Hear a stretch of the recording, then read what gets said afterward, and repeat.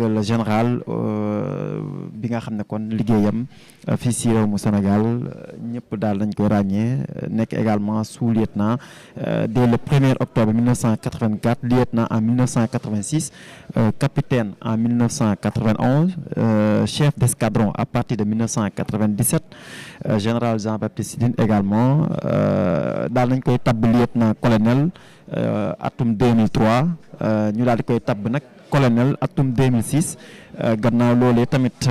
mu daal di xaaru toll nag juróom-ñaari at yoo xam ne kon avant kon mu daal di dugg ci au sommet de la hiérarchie militaire en tant que général de brigade mu daal di rejoindre également li nga xam ne kon moom moo nekk généraux de brigade Ousmane A Dieye ak Meïssa Niang ba si Cheikh Sène moom mi nga xam ne kon mu daal di succédé après 38 ans de service général Jean-Baptiste Tine ñu fàttali leen ne kon mu ngi juddu ñeenti fan ci weeru septembre atum 1961 juste après l'indépendance à Thiès donc moom général Jean-Baptiste Tine également daal di génn ci académie royale militaire de Meknès foofee sa réew mu Maroc également mu daal di diplômé fi nga xam ne mooy école des officiers de la gendarmerie nationale de Melun en France. Il est connu pour son engagement, ses compétences ainsi que sa grande loyauté durant ses plus de 30 ans de service. Nekk également l'homme a presque filtré avec tous les segments de la gendarmerie nationale, aussi bien dans les unités mobiles que dans les compagnies territoriales. Si waxtu woowu également mbokk yi jàppale ne jamono ji ñi nga xam ne ay kilifa lañu nekk ay gan également si bii la passation de service ñu ngi ba tey rek daal di dugg si li nga xam ne kon mooy si salle bi ngir teewee bés bu am solo bi nar a dox si diggante ki fi nekkoon jëwriñ ju dénk wàllum intérieur ak sécurité publique di général Jean-Baptiste Tine bi nga xam ne taxawaayam si réew mi taxawaayam si patriotisme taxawaayam si armée taxawaayam si gendarmerie ñëpp seede yu rafet lañ koy seede waaye également jaar-jaaram prouvé na ni mel loolu nag waral biñ ko daal di joxe poste biñ joxe Bamba Cissé poste bi ni mel moom président Bassirou Diomaye Faye également remercier na ko bu baax a baax ak ki nga xam ne moom moo nekk kii di Ousmane Diagne bi nga xam ne kon moo fi jiite woon wàllum justice mais jàppale ne jaar-jaaram ba tey dafay daal di dikkaat ci li nga xam ne kon moom mooy école bi nga xam ne kon génne na ko muy école de guerre mais également nekk ab chef boo xam ne aimé et respecté par la jeune garde de la MHC donc grâce à ses qualités humaines. Général Jean-Baptiste Tine est très proche des hommes, particulièrement des jeunes gendarmes qui le respectent et l'admirent si jaar-jaaram taxawaay wax naa leen ko mais aussi date bi nga xam ne am na solo ñu fàttali leen ko mooy si diggante atum 1986 ba jamono ji il aura occupé plusieurs fonctions ce qui lui permet d'avoir une vision assez complète de cette autre mamelle de la sécurité intérieure du Sénégal, commandant de la compagnie de Saint-Louis entre août 1994 capitaine Seydina Omar Touré bu nga xam ne moo jiite ASP moom aussi mu ngi noonu di door a agsi comme ni ngeen ko gisee noonu ñoom également dépendre si ministère de l'intérieur et de la sécurité publique donc capitaine Seydina Omar Touré bi nga xam ne kon mooy DG agence bu proximité di ASP moom moo ñëw noonu déjà gis ngeen tout à l'heure ki nga xam ne également moom mooy directeur général des élections Birame Sène bi nga xam ne également tout à l'heure ñëwoon na gis ngeen noonu kon li nga xam ne ñoom ñoo di kilifa yi ñoom ñoo nekk noonu comme ni ngeen gisee noonu rek daal di teewee li nga xam ne kon moom mooy bés bu am solo bi nga xam ne kon di passation de service si digganteeg DG maa ngi lay jaar baax donc capitaine Seydina Omar Touré moom également mu ngi noonu ak ñi nga xam ne ñoom ñoo di yeneen DG yi nga xam ne kon ñu ngi si biir salle bi mais ba tey moom général Jean-Baptiste Tine bi nga xam ne nekkoon fi ministre de l'intérieur et de la sécurité publique si digganteeg août 2094 ak août 1995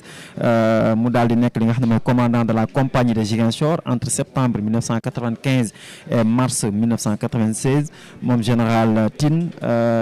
avait de 1989 jusqu'à 1994 dirigé l'escadron blindé de la Légion de gendarmerie d'intervention à la LGI, le spécialiste des unités blindées et du rétablissement de l'ordre est revenu en 2003 pour un bref séjour qui n'aura duré que du 15 août 2003 au 30 novembre de la même année. Donc loolu moom mooy jaar-jaar bi nga xam ne mën nañ ko retracé si ki fi nekkoon ministre bi ñu dénk wàllum intérieur ak sécurité publique du général Jean-Baptiste Tine bi nga xam ne kon ñëpp apprécié nañ ko si liggéey bi nga xam ne kon def na ko si réewum Sénégal, mais aussi pendant longtemps il a aussi été commandant des écoles de la gendarmerie. À ce titre d'ailleurs il a marqué plusieurs générations de gendarmes qui lui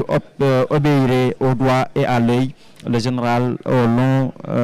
cours a également été à l'origine de grandes réformes de la gendarmerie mobile et de son déploiement sur l'ensemble du territoire national. Il a aussi eu à conduire la réforme de la logistique de la gendarmerie et les manuels pratiques dans ce domaine. muy li nga xam ne kon def na ko si li nga xam ne moom mooy biir gendarmerie ak carrière bi nga xam ne kon amal na ko, mais yenn si ay distinctions yi nga xam ne également nemmeeku nañ ko muy jaar-jaaram di lu am solo. Leneen loo xam ne également ñu fàttali leen ko ba tey dinañu ñëw ci présentation le nouveau ministre de l'intérieur et de la sécurité publique bi nga xam ne gis ngeen ki nga xam ne mooy avocat maître Ciré Clédor Ly, moom aussi nekkoon avocat yi nga xam ne doon nañ layal ki nga xam ne moom moo nekk premier ministre président Ousmane Sonko en tant que parti Pastef. Gis ngeen ki nga xam ne moom maître Saïd Larifou également di l'avocat Comore au Sénégal, moom aussi mu ngi noonu mooy seen si li nga xam ne mooy salle bi d'ailleurs di saafonte ak ki nga xam ne moom mooy maître Ciré Clédor Ly. Ñoom ñaari avocat yooyu xam ngeen ne ki fi nekk intérieur ñoom ñoo nekkoon pôle d'avocat bu Ousmane Sonko, ñoom également kon bokk nañ ci gan yi nga xam ne invité nañ leen te ñu war a teewee li nga xam ne moom mooy bés bu am solo bi muy joxante lenge si diggante ministre bi fi nekkoon wàllum intérieur ak sécurité publique du général Jean-Baptiste Tine ak i tamit ki nga xam ne moom mooy le tout nouveau ministre de l'intérieur Bamba Cissé. dinañu ñëw léegi si présentation kan mooy Bamba Cissé, maître Bamba Cissé bi nga xam ne lu ëpp ñaar fukki at mu ngi nekk li nga xam ne kon moom moo di avocat fii si réew mu Sénégal. Donc loolu également daañu leen ci gën a ñëw. Beneen bi également ñu fàttali leen ne depuis que le Sénégal et le Sénégal ñi nga xam ne mës nañoo nekk ministre de l'intérieur fii si réew mu Sénégal bokk na si ki nga xam ne mooy Valdiodio Ndiaye également mën nañu jàpp ne sax bokk na si ñi fi njëkk a nekk ministre de l'intérieur en 1957 avec la loi cadre. Il devient ministre de l'intérieur du premier gouvernement du Sénégal, donc le premier gouvernement du Sénégal, et le premier ministre de l'intérieur il s'appelait Valdiodio Ndiaye de Kaolack, non indépendant. Il assume de septembre 1958 à mai 1959 cumulativement les fonctions de ministre de l'intérieur, donc ministre de l'éducation nationale, ainsi que l'intérim de la présidence du conseil. Donc gis ngeen noonu ba tey ñi nga xam ne ñoom ñoo di gan yaa nekk noonu rek di saafonte di waa police nationale, également ñi nga xam ne ay directeurs généraux lañu wala sax nekk ay haute autorité fii si réew mi, ñoom également daal di teewee bés bi nga xam ne kon si la ñu war a amale bi di passation de service. Donc gannaaw yi tamit Valdiodio Ndiaye amoon nañ ministre de l'intérieur bi nga xam ne doon wuyu aussi turu Mamadou Dia, moom aussi nekkoon na ministre de l'intérieur du Sénégal. Ousmane Alioune Sylla aussi nekkoon na ministre de l'intérieur. Doudou Thiam aussi nekkoon na ministre de l'intérieur. Abdoulaye Fofana moom si atum 1962 la, décembre 1962 mars 1965 jamono yooyu fekk na Sénégal am nañu indépendance. Amadou Cissé Dia également nekkoon na ministre de l'intérieur. Ki nga xam ne moom mooy Amadou Clédor Sall aussi nekkoon na ministre de l'intérieur. Qui dit Jean Collin aussi, il a été ministre de l'Intérieur de la République du Sénégal. Medoune Fall, janvier 1981, avril 1983, il a été ministre de l'Intérieur. Ibrahima Wane,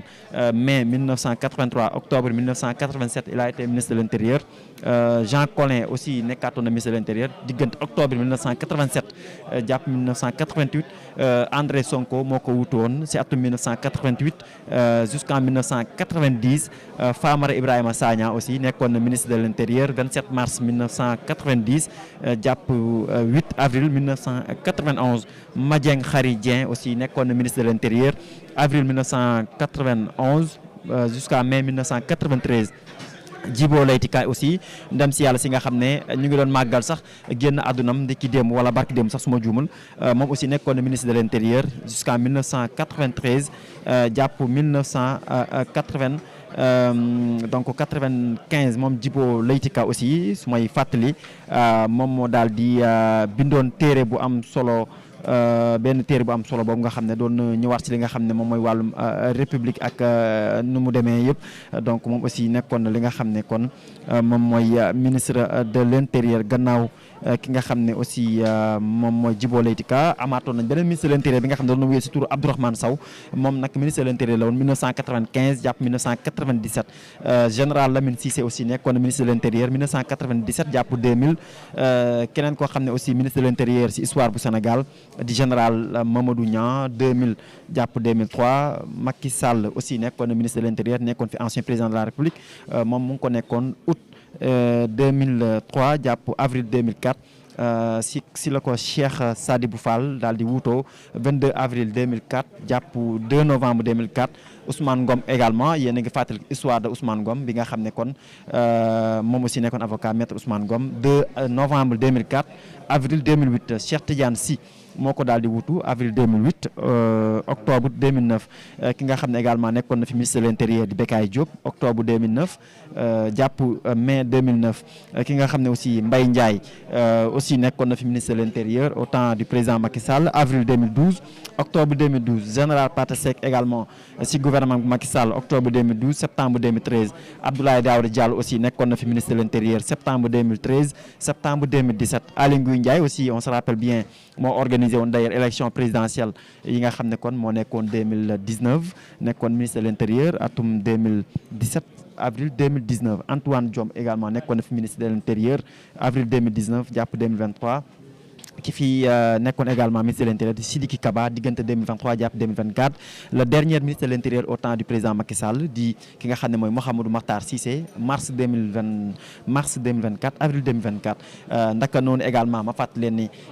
gannaaw ba troisième alternance amee ak gouvernement bu Macky bu Ousmane Sonko ak Bassirou Diomaye Faye si la ñu tabbee ki nga xam ne kon moom mooy général Jean-Baptiste Tine avril 2024 septembre 2025 jamono ji nag ki fi nekk le nouveau ministre de l'intérieur di wuyoo ci turu Mouhamadou Bamba Cissé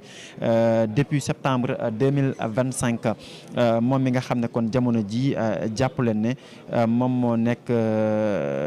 nekk le nouveau ministre de l'intérieur comme ni ma leen ko daal di waxee kan mooy Mouhamadou Bamba Cissé loolu également dinañu mën a permettre ñu daal di leen jox li nga xam ne moom mooy jaar-jaaram ci avocat bi nga xam ne doon na ko ba tey ji mu daal di nekk le nouveau ministre de l'intérieur avocat depuis 22 ans maître Mouhamadou Bamba Cissé nekk jëwriñ gu bees gi nga xam ne moom la ñu tabbu wàllum intérieur nekk ancien coordonnateur du pôle d'avocats de Ousmane Sonko moom moo wuutu nag ki nga xam ne mooy Jean-Baptiste Tine di général bi nga xam ne kon moo nekkoon ministre de l'intérieur maître Bamba Cissé di ancien secrétaire de conférence et lauréat du premier prix des barreaux francophones d'Afrique maître Mouhamadou Bamba Cissé est avocat au barreau de Dakar depuis 2003 il est également un pur produit de l'enseignement public sénégalais maanaam fii la defee étude am fii ci réew mu Sénégal ci école Sénégal yi la jàngee réew mu Sénégal moo ko daal di formé après ay études primaires fii ci école Allié Kodou Ndoye bu Médina fii ci Ndakaaru moom Bamba Cissé ci la nag continuer jàngam sa cycle moyen fële nga xam ne mooy sa CM bu Soumbédioune avant muy fréquenter lycée Maurice Delafosse gannaaw loolee tamit mu daal di am li nga xam ne mooy baccalauréat mu daal di intégré li nga xam ne mooy université Cheikh Anta Diop bu Ndakaaru mu daal di génn nag ci atum 2002 avec une maîtrise en droit option administration publique muy li nga xam ne moom mooy section droit administratif nouveau poste de ministre de l'intérieur correspond donc parfaitement à son profil maanaam li nga xam ne moom mooy wàllum intérieur mën nañ ko méngale ak li nga xam ne mooy ministre de l'intérieur beneen bi aussi ab profil boo xam ne reconnaître nañ ko au sein du barreau muy avocat bi nga xam doon na ko foofee également maître Bamba Cissé ñu daal di koy considérer comme un véritable orfèvre du droit maanaam koo xam ne kàngam la mais aussi liggéeyam ci wàllum yoon am na solo lool ñu considère que comme un véritable orfèvre du droit sa pratique couvre avec précision le droit pénal mais également li nga xam ne kon moom moo nekk wàllum procédure civile sénégalaise moom maître Bamba Cissé mu intervenir également ci ay domaines du droit bancaire social et commercial nekk na tamit membre de l'Union internationale des avocats et avocats sans frontières fii ci section Sénégal maître Bamba Cissé a plaidé également li nga xam ne kon moom moo nekk dans plusieurs dossiers fortement médiatisés muy ay dossiers yoo xam ne wàllum politique la dossier wàllum pénal fii si réew mu Sénégal ñu daal di koy ràññee lool. L'un des premiers fut l'affaire de l'incendie de la Bourse du Travail, marqué également l'arrestation du syndicaliste Cheikh Diop bu CNTS. Jamono jooju ñu ngi fàttale ni moom moo nekkoon ndaw ñi gënoon nekk ndaw si avocat yi nga xam ne ñoom ñooy avocat barreau bu Sénégal nekkoon ancien membre du conseil de